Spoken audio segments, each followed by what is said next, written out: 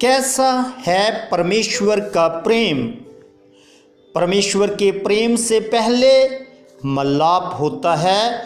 परमेश्वर इंसान से मलाप करता है और मलाप से पहले परमेश्वर इंसान को क्षमा करता है और परमेश्वर की क्षमा के पीछे परमेश्वर का एक तरस वाला आत्मा होता है। वो इंसान के ऊपर तरस खाता है। क्या ही महान परमेश्वर का प्रेम है। आज हम परमेश्वर के महान प्रेम की बात करते हैं।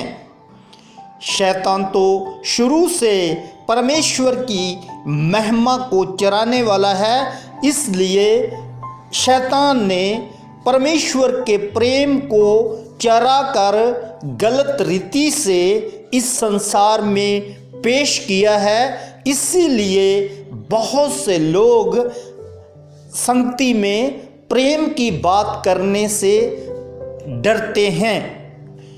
जो दुनिया का प्रेम है वो शुभ कर होता है, मगर परमेश्वर का प्रेम प्रगट किया गया है, वो प्रगट भी सबके सामने किया गया है।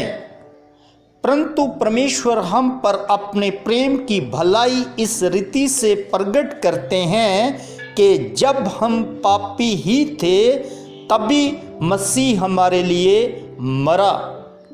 इस वचन में हम परमेश्वर के प्रेम को प्रगट होता हुआ देखते हैं। प्रभु यीशु मसीह ने इस संसार में आकर क्रूस के ऊपर इस प्रेम को इंसान के ऊपर प्रगट किया।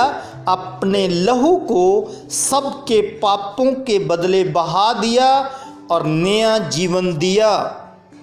और प्रेम करने से पहले प्रभु यीशु मसीह ने इंसान को परमेश्वर के साथ मलाप करवाया। वचन क्योंकि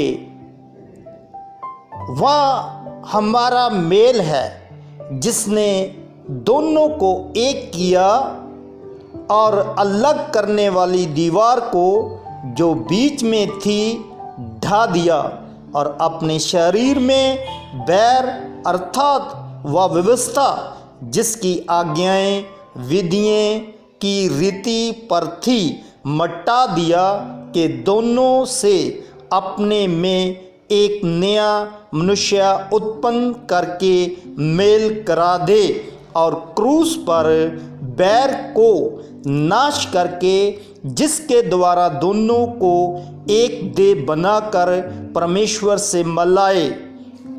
परमेश्वर अपने प्रेम के बदले मलाप को चाहता है, इसलिए इंसान को मिलाने के लिए प्रभु यीशु मसीह बीच में आए।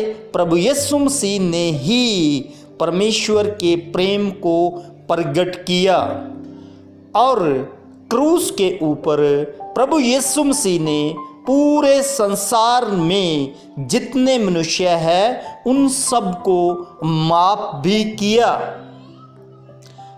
तब यीशु ने कहा, हे पिता इन्हें क्षमा कर, क्योंकि ये नहीं जानते कि ये क्या कर रहे हैं। इसका भाव क्या है कि अदन के बाग में मनुष्य परमेश्वर के खिलाफ हो गया था गलती करके और उसको क्षमा करना जरूरी था। यही काम प्रभु यीशु मसीह ने सलीब के ऊपर किया और परमेश्वर की क्षमा करने के पीछे एक बड़ी आत्मा काम कर रही थी। वो ये आत्मा थी कि प्रभु यीशु मसीह तरस भी खाते थे।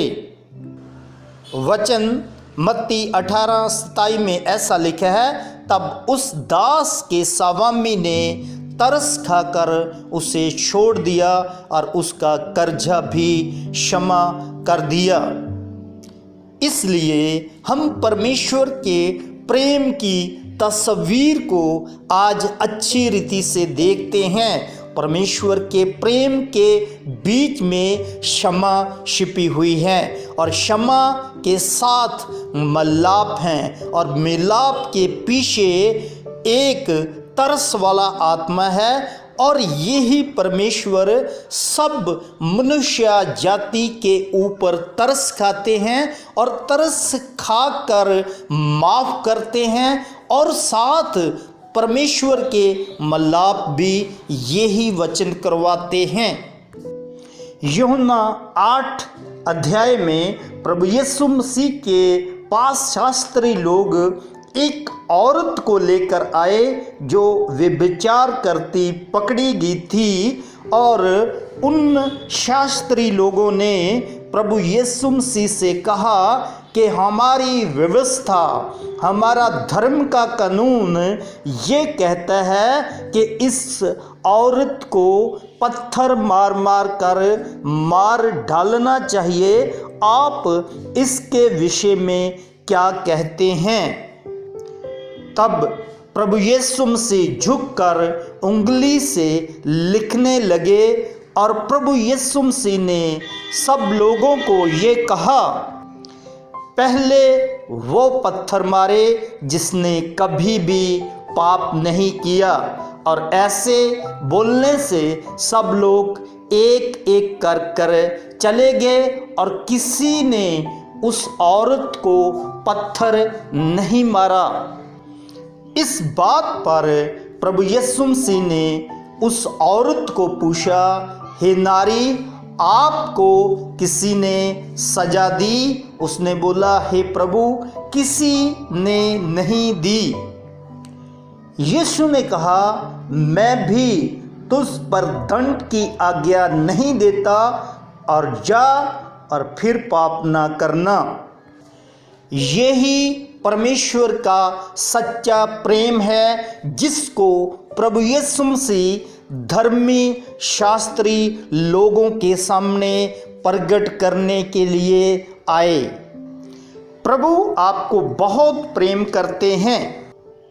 इब्रानियां 12:5 में ऐसा लिखा है, हे मेरे पुत्र, प्रभु की ताड़ना को हल्की बात ना जान, और जब वह तुझे घुड़के तो साहस ना छोड़, क्योंकि प्रभु जिससे प्रेम करता है उसकी ताड़ना भी करता है, और जिसे पुत्र बना लेता है उसको कोड़े भी लगाता है। इसलिए प्रभु की ताड़ में भी प्यार है और सधार है, और परमेश्वर के प्रेम में बने रहो। यूहन्ना 13:35 में ऐसा लिखा है, यदि आपस में प्रेम रखोगे तो इसी से सब जानोगे कि तुम मेरे चेले हो।